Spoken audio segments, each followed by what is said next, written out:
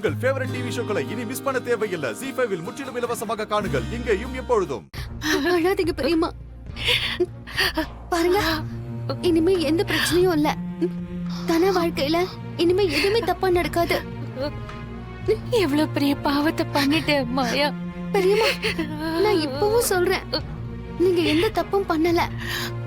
தனா லைஃபையும் ஏன் லைஃபையும் காப்பாத்திருக்கீங்க. இப்படி ஒரு விஷயம் நடந்தத நீங்க மறந்துடுங்க பெரியம்மா. உண்மையை யாராலையும் மறைக்க முடியாது மாயா. என்னைக்கா இருந்தாலும் இது வெளியே தெரிஞ்சுதானே ஆகணும்.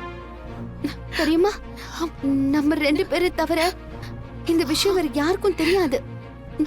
நம்ம வீட்டை விட்டு போனத யாருமே பார்க்கல.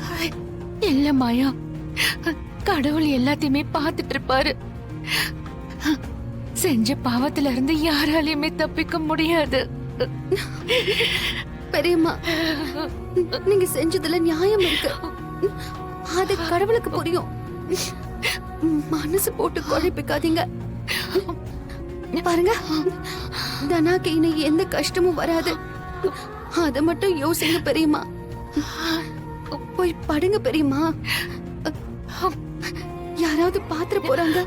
போங்க போங்க பெரியம்மா.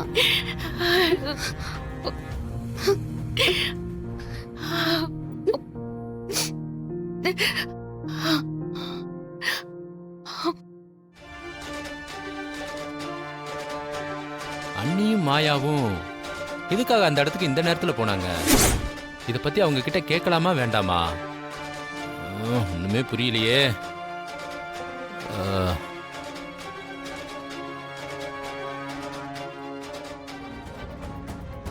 இந்த சம்பவம் ஒண்ணு போதும் அந்த குடும்பத்தை நான் பழி வாங்கறதுக்கு. என் பொண்ணோட கல்யாணத்தை அந்த மாயா தானே கெடுத்தா. அவளும் ஜானகி ஆயுசுக்கும் ஜெயில கிடக்கணும். அப்பதான் என் மனசு ஆறும்.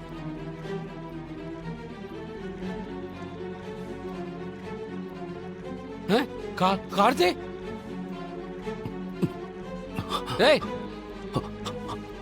அங்கிள், நீ என்ன சாவலியா? போட்ட போட்ல உன் கதை முடிஞ்சிருச்சுன்னு நினைச்சேன்.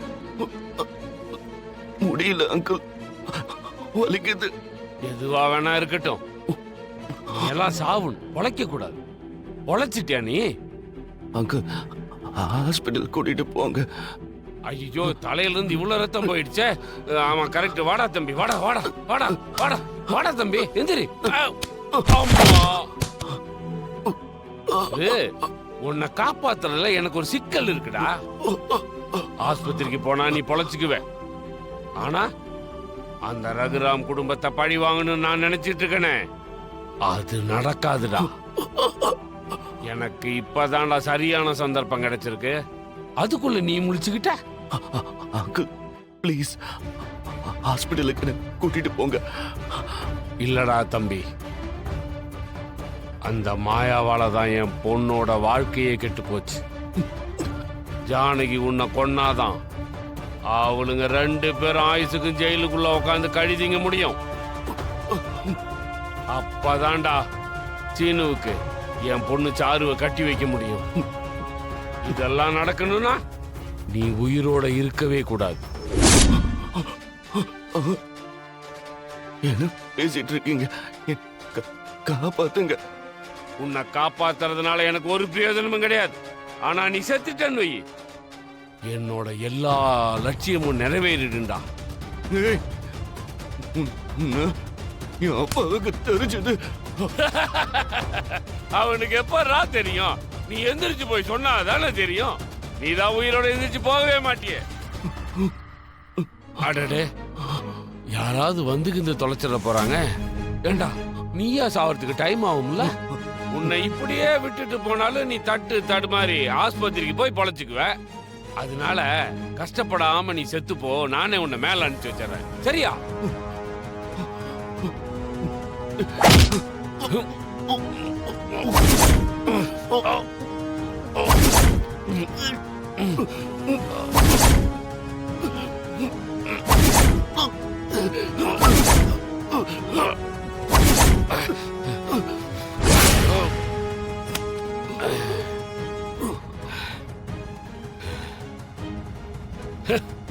செத்துட்டான்டா.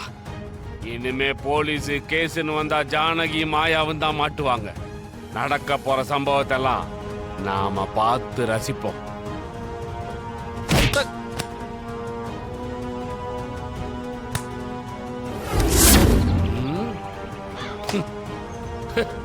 இன்னும் கொஞ்ச நேரத்துல அந்த கார்த்திக் செத்து போனது ஊர் முழுக்க பாருங்க.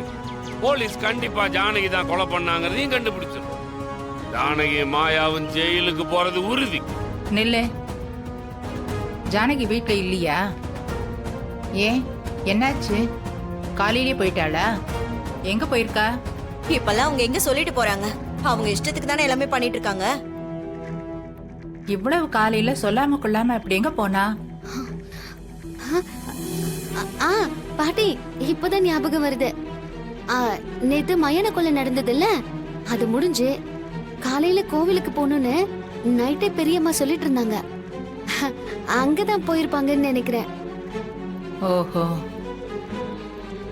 நானும் கோயிலுக்கு போகணும்னு தான் நினைச்சிட்டு இருந்தேன். போயிட்டு வந்துடுறேன். ஏய்,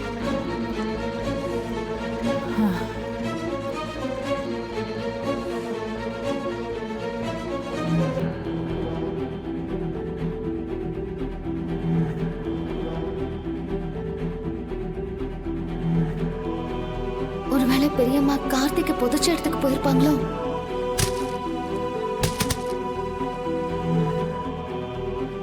மாயா,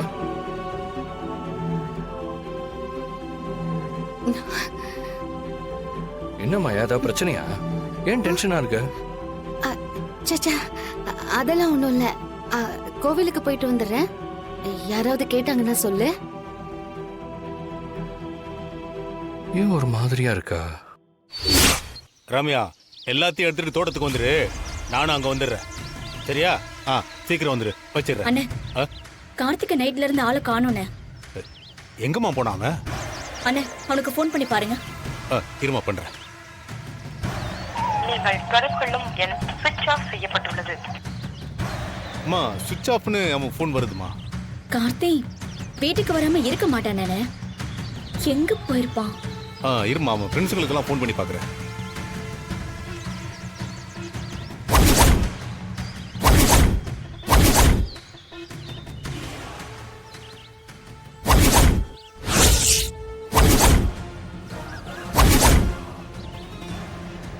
எல்லாருமே தெரியலன்னு சொல்றாங்கம்மா. சொல்லாம எங்க போனா? அதாம்மா, எனக்கும் ஒன்றும் புரியல. அண்ணே, ஊருக்குள்ள போய் தேடி பாருங்க. சரிம்மா, நான் போய் தேடி பார்த்துருவேன்.